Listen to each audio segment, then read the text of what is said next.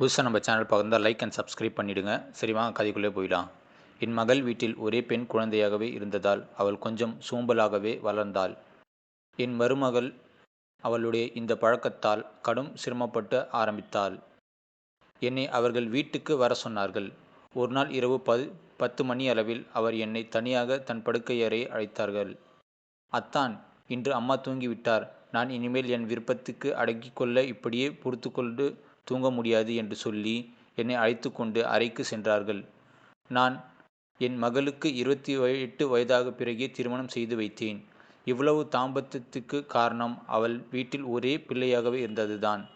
செல்லக் குழந்தையாகவே வளர்த்ததால் வீட்டுக்கு வேலை எதுவும் அவளுக்கு பழக்கமே இல்லை.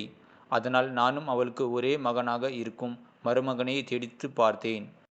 பல ஆண்டுகள் தேடி பிறகு எனக்கு விருப்பமான மருமகன் கிடைத்தான். அவன் தனியாகவே வாழ்ந்து வந்தான். பெற்றோர் யாருமே இல்லை. நல்ல வேலையும் சொந்த வீடும் இருந்தது. இது என் மகளுக்கு மிகவும் பொருத்தமான திருமணமாக தோன்றியது. உடனே திருமண ஏற்பாடுகளை செய்து என் சாருவை அவனுக்கு மனம் முடித்து கொடுத்தேன். ஆனால் திருமணத்துக்கு பிறகு நான் நினைத்தது எதுவும் நடக்கவே இல்லை. சாரு தனியாகவே கணவனை நன்றாக பார்த்து கொள்ள முடியும் என்று நம்பியிருந்தேன். திருமணத்துக்கு முன் அவளிடம் நன்றாக எடுத்து சொல்லியிருந்தேன். அவளும் சம்மதம் சொன்னதாக நினைத்தேன். ஆனால் திருமணமாகி சில மாதங்களிலேயே அவள் பற்றி புகார்கள் வர ஆரம்பித்து விட்டன. முதலில் மருமகன் அவனுடைய சோம்பேறித்தனத்தை பொறுமையாக ஏற்றுக்கொண்டான். ஆனால் இப்போது இருவரும் வீட்டு வேலைகளை தாங்களாகவே செய்து மிகவும் களைத்து போய்விட்டனர்கள். ஒரு நாள் என் மகளின் நிலைமையை நேரில் பார்ப்பதற்காகவே அவர்கள் வீட்டுக்கு செல்ல முடிவு செய்தேன். நான் அங்கு 3 நாட்கள் தங்கினேன். 3வது நாள் காலையிலே என் வீட்டுக்கு கிளம்ப தயாராக போது சாரு என்னை தடுத்து நிறுத்தினாள். அப்பா, அம்மாவுக்கு இப்போது ரொம்ப களைப்பாக இருக்குப்பா. நீங்கள் இன்னும் சில நாட்கள் எனக்கு உதவியாக இருந்தீங்கன்னா நல்லா இருக்கும் என்று சாருமா சொன்னாள்.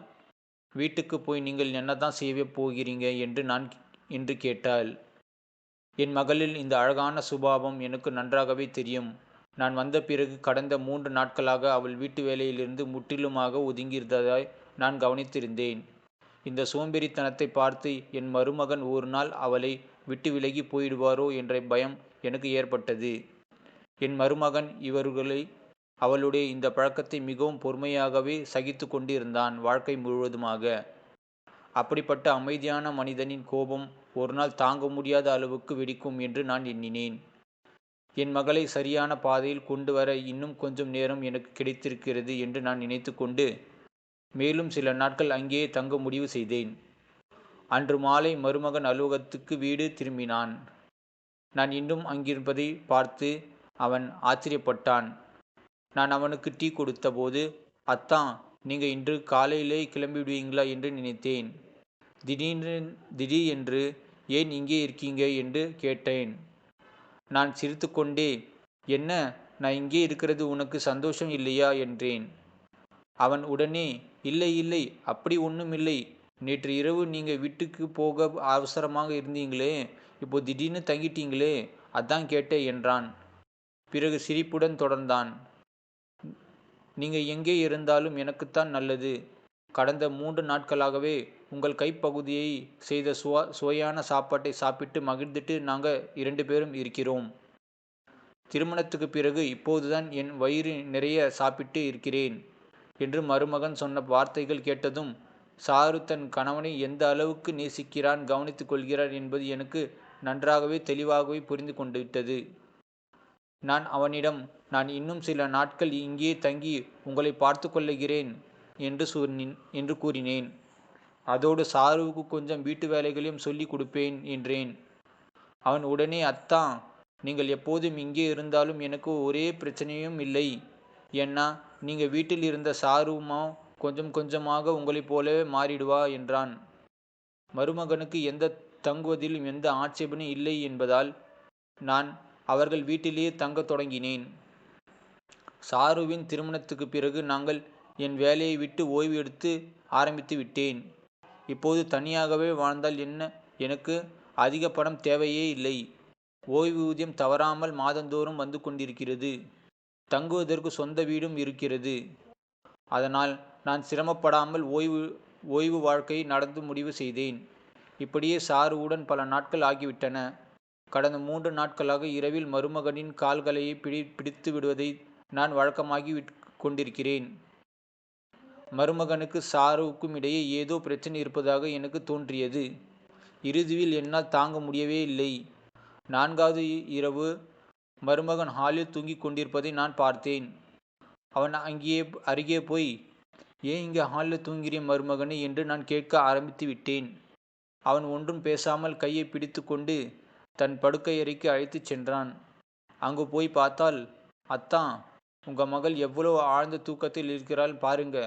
எங்களுக்கு திருமணமாகி 6 மாதங்கள் ஆகிவிட்டது. இந்த 6 மாதங்களில் சாரு 6 வருஷமாகிட்டா.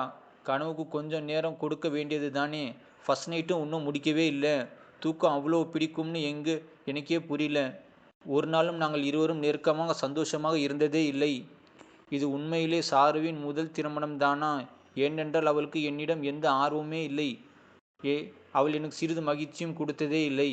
இப்போது ஒரே விஷயம்தான் தினமும் சொல்லி சொல்லி எனக்கே தலைவலியாக வந்துவிட்டது. அதனால் தான் நான் ஹாலில் போய் தனியாக தூங்கிட்டே இருக்கேன்" என்றான் மருமகன். அவன் பேச்சைக் கேட்டதும் நான் அதிர்ச்சியால் உறைந்து போனேன். என் மருமகன் என் மகளாகவே ஒரு சிறிய மகிழ்ச்சி கூட அடையவில்லையே என்பது எனக்கு தெளிவாக புரிந்தது. நான் அவனை தோற்றும் விதமாக, "நீ கவலைப்படாதே, நான் சாருவுக்கு நன்றாக புரிய வைக்கிறேன்" என்றேன். மருமகனுக்கும் மகளுக்கும் இடையிலான உறவு இப்படி இருப்பதை அறிந்த பிறகு எனக்கு அன்று இரவு தூக்கமே வரவில்லை. காலை விரைவில் விடியட்டும், சாருவிடம் பேசிவிட வேண்டும் என்று மனம் தவித்தது. காலையில் மருமகன் அலுவலகத்துக்கு கிளம்ப சென்றதும் நான் சாருடன் பேச முடிவு செய்தேன். "சாரு, இப்போது திருமணமாகி வாழ்க்கை துணையுடன் இருக்கிறாய். கணவனை எப்படி மகிழ்ச்சியாக வைத்திருப்பது என்பது நான் உனக்கு கொடுக்க வேண்டிய அவசியமே இல்லை. உன் தூக்கம் இவ்வளவு ஆழமாகிவிட்டதே, உன் கணவருக்கு அதனால் தொந்தரவு ஆகவில்லையா?" என்று நான் கேட்டேன். இதற்கு சாரு, "அப்பா, என் தூக்கத்தை பற்றி பேசாதீங்க.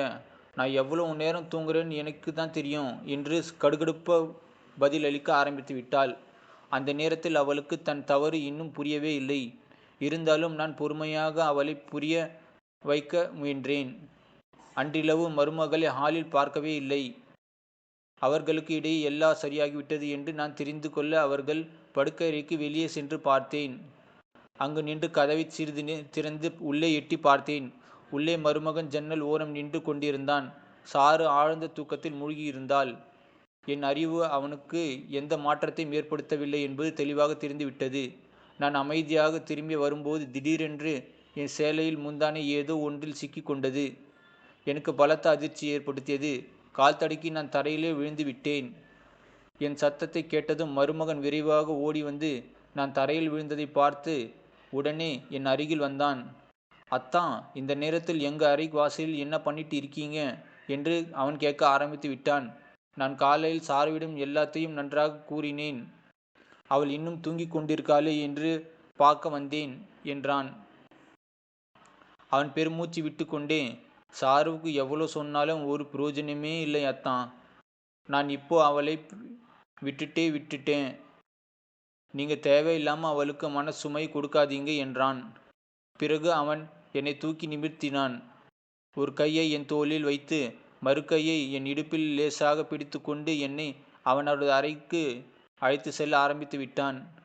நான் அறைக்கு வந்ததும் அவன் என்னை படுக்க வைத்துவிட்டு என் கால்களில் பிடித்து விட ஆரம்பித்து விட்டான். அவன் தொட்டதுமே எனக்கு ஒரு வெட்கம் பற்றி கொண்டது. அவன் சிரித்து கொண்டே, "அத்தான், வெட்கப்பட வேண்டியதில்லை" என்றான். மருமகன் எப்போதும் சுதந்திரமான மனிதர். ஆனால் எனக்கு இதெல்லாம் கொஞ்சம் புதுசு. எங்கள் உறவில் எப்போதும் ஒரு மரியாதை இருந்தது. அதனால் நான் வேண்டாம் என்று தடுக்கவே இல்லை. ஆனால் அவன் மெதுவாக முழங்கால் வரை என் கால்களை தடவ ஆரம்பித்து விட்டான். அப்போது அவன் கண்கள் என் மீது ஒரு வித்தியாசமான தீவிரத்துடன் சுழன்றன. கொஞ்சம் கொஞ்சமாக அவன் பார்வை என் உடல் முழுவதுமாக படவ ஆரம்பித்து விட்டது. அந்த நொடியில் நான் அதை உணரவே இல்லை. நானும் இன்னும் கொஞ்சம் ஆழமாக இருக்கிறேன். உடல் முன்பு போலவே தெம்பாக இருக்கிறது. என் கால்கள் தடவிக்கொண்டே அவன், "ஆத்தான், உங்க மகளை விட நீங்க ஒரு சோர்வாயே இல்லாம இருக்கீங்க. இப்பவும் ரொம்ப அழகா இளமையா தெரியுறீங்க" என்றான். அவன் சொன்னதை கேட்டு நான் லேசாக புன்னகைத்துடன் அதற்கு பிறகு வந்த நாட்கள் சாரு வீட்டிலேயே கணவனை பேணுதல் எல்லாவற்றையும் கற்றுக்கொண்டு நான் தொடர்ந்து முயன்று கொண்டிருந்தேன். சாரு கொஞ்சம் கொஞ்சமாக என்னிடமிருந்து வீட்டு வேலைகளை கற்றுக்கொள்ள ஆரம்பித்து விட்டாள். ஒரு நள்ளிரவில் சமையலறையிலிருந்து பாத்திரங்கள் சத்தம் கேட்டது. நான் உடனே அறையை விட்டு வெளியே சென்று வந்து பார்த்தேன். மருமகன் ஒரு உணவு தட்டை கையில் ஏந்தி கொண்டு சமையலறையிலிருந்து வெளியே வருவதை நான் பார்த்தேன். என்னை பார்த்ததும் அவன் திடுக்கிட்டான். எவ்வளவு இரவில் தட்டோடு எங்கே போகிறேன் என்று நான் கேட்டேன். அவன் சிரித்து கொண்டே, அத்தான், திடீர்னு பசி வைத்து கிள்ளிச்சு, நீங்கள் செய்த சுவையான சாப்பாடு நினைவுக்கு வந்தது என்றான். சரி, நம்ம 2 பேரும் சேர்ந்து உட்கார்ந்து சாப்பிடலாமா என்றேன். அவன் என் கையை மெதுவாக பிடித்து கொண்டு டைனிங் டேபிளில் தன் நாற்காலி அமர வைத்தான். பிறகு எனக்கு உணவு பரிமாற ஆரம்பித்து விட்டான். பரிமாறிக்கொண்டே கொண்டிருக்கும் போதே அவன் ஒரு கால் என் கால் மீது லேசாக பட்டது, உரசினது. மீண்டும் மீண்டும் என் கண்கள் ஊடுருவ ஆரம்பித்து கொண்டிருந்தது அவன் மேல். நான் அவன் மாமியார் என்பதை அவன் மறந்துவிட்டானோ போலவே எனக்கு தோன்றியது. சாப்பிட்டு முடித்த பின் தண்ணீர் குடித்த பிறகு போதும், வயிறு நிறைஞ்சிச்சு என்றான்.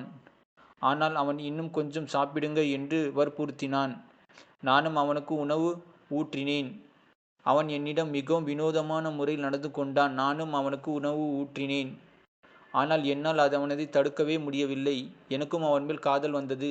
பிறகு நான் அவனிடம், நாளைக்கு சில கல்லூரி மாணவர்கள் நம்ம வீட்டுக்கு மேல் மாடி அறையை வாடகைக்கு எடுக்க வர்றாங்க சொல்லியிருக்காங்க. அந்த அறை காலியாகத்தான் இருக்குது, வாடகைக்கு விடலாமா என்று கேட்டேன். அவன் உடனே, வேண்டாம் அத்தான், அதெல்லாம் தேவையே இல்லை என்று மறுத்துவிட்டான்.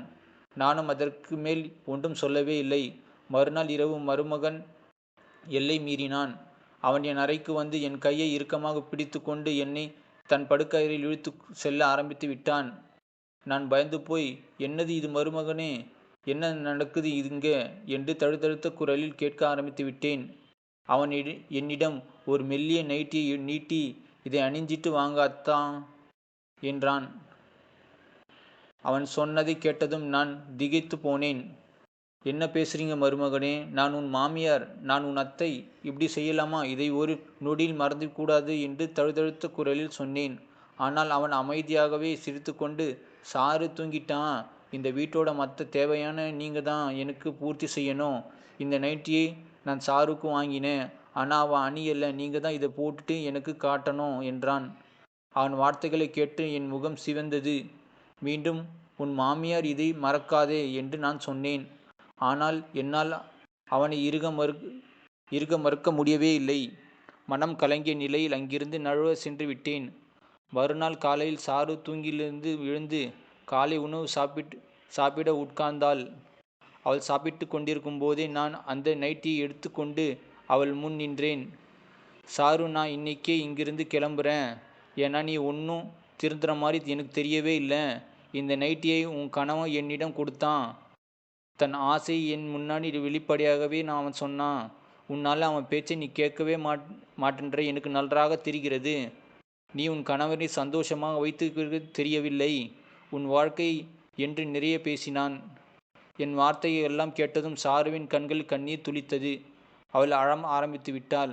அப்பா, இத்தனை நாளாக எனக்கு ஒரு நல்லது நடக்கும்னு நீங்கள் தான் எனக்கு புரிய வச்சிருக்கீங்க, பார்த்துக்கிறீங்க. எல்லாம் எனக்கு புரியுது. ஆனால் நான் என்ன பண்ணுறது? இரவில் ஏன் இப்படி ஆழ்ந்த தூக்கம் வருதுன்னு எனக்கு புரியவே இல்லை.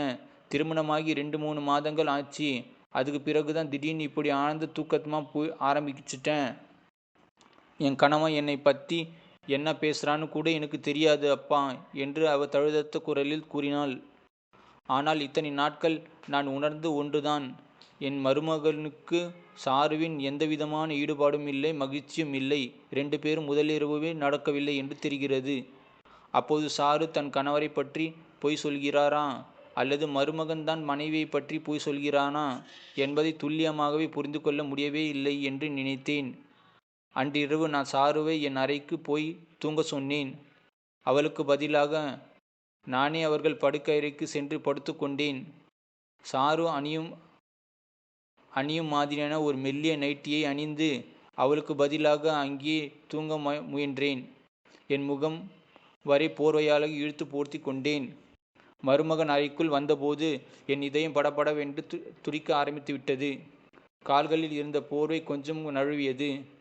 அவள் என்னை சாரு என்றே நினைத்து கொண்டு அருகில் வந்து என் கால்களில் மெதுவாக தடவ ஆரம்பித்து விட்டான் மருமகன். அந்த நொடியில் எனக்கு ஏதோ அசாதாரணமான நடக்கப் போகிறது என்று தோன்றியது.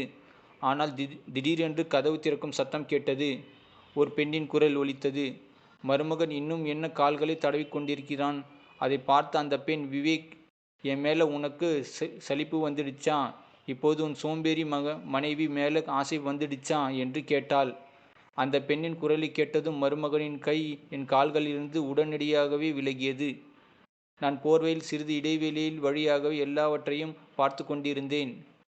ஒரு இளம்பெண் அறைக்கு நுழைந்திருந்தாள். அவள் மருமகனை இறுக அணைத்து கொண்டிருந்தாள்.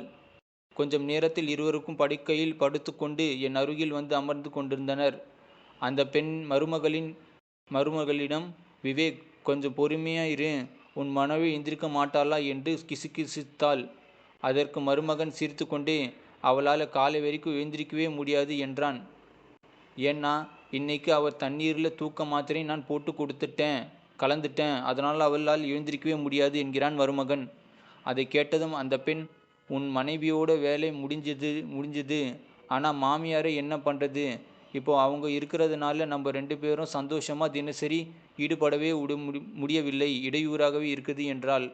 மருமகன் பதிலளித்தான், அத்தானோட நான் விருப்பம் போல தான் இப்படி நெருக்கமாக பழக ஆரம்பித்தேன். இப்படி நெருக்கமான அவங்கக்கிட்ட வெட்கப்பட்டு தங்கள் வீட்டுக்கு போயிருந்துக்கலாம்னு நினச்சேன். ஆனால் அவங்க இங்கிருந்து கிளம்பவே தயாராக இல்லை. இருவரும் பேசிக்கொண்டிருந்ததை கேட்டதும் நான் திகைத்து போனேன். அதாவது என் மருமகன் என் மகளை ஏமாற்றி கொண்டிருந்தான். அவனுக்கு வேறொரு பெண்ணிடம் தொடர்பு இருக்கிறது. அந்த நொடியே நான் போர்வையை விலக்கி கொண்டு படுக்கையிலிருந்து எழுந்து நின்றேன். என்னை பார்த்ததும் மருமகன் முகம் வெளிற்றுப்போய் அதிர்ச்சி உடைந்தான். நான் அவனை நேரடியாகவே பார்த்து, நான் உன்னை ஒரு நல்ல மனுஷன் நம்பினேன். ஆனால் நீ என் மகளையே இவ்வளோ நாளாக ஏமாற்றி கொண்டிருந்தாயா என்று உன்னை இவ்வளோ சீக்கிரமாக விடவே மாட்டேன் என்றேன். அதற்கு அந்த பெண் கொஞ்சம் கேவலமாக சிரித்து கொண்டே, உன் மகள் கொஞ்சம் பைத்தியக்காரி தானே இருக்கியாய். இப்படிப்பட்ட பெண்ணை யார் விரும்புவான் என்று அவதூறாக பேச ஆரம்பித்து விட்டாள். பிறகு இருவரும் என்னை பார்த்து, இப்போது எல்லாத்தையும் பார்த்தாச்சு, நாங்கள் உங்ககிட்டயும் உன் மகள்கிட்டயும் விடை பெற்றுக்கிறோம் என்றார். மருமகனின் இந்த கள்ளக்காதல் அறிந்ததும் எனக்கு உலகமே சுழன்று போயிருந்தது. என் அப்பாவின் மகன் இப்படிப்பட்ட ஒரு ஏமாற்றுக்காரனிடம் வாழதை விட நான் ஒரு காலம் அனுமதிக்கவே மாட்டேன். அந்த பெண்ணின் அவதூறான வார்த்தைகள் பயந்து நான் எதுவும் செய்யாமல் இருக்கவே இல்லை. உடனடியாக அந்த ஏமாற்றுக்கான மருமகனை போலீஸில் ஒப்படைக்க முடிவு செய்தேன். என் மகளை அந்த பொய்மையான உறவிலிருந்து மீட்டெடுத்தேன். இப்போது சாரும் பாதுகாப்பாகவும் மகிழ்ச்சியாகவும் என்னோடு இருக்க ஆரம்பித்து விட்டாள். சாருக்கும் நடந்ததை போல் வேறு யாருக்கும் நடந்திருக்காது என்று நான் நம்புகிறேன். நன்றி, வணக்கம்.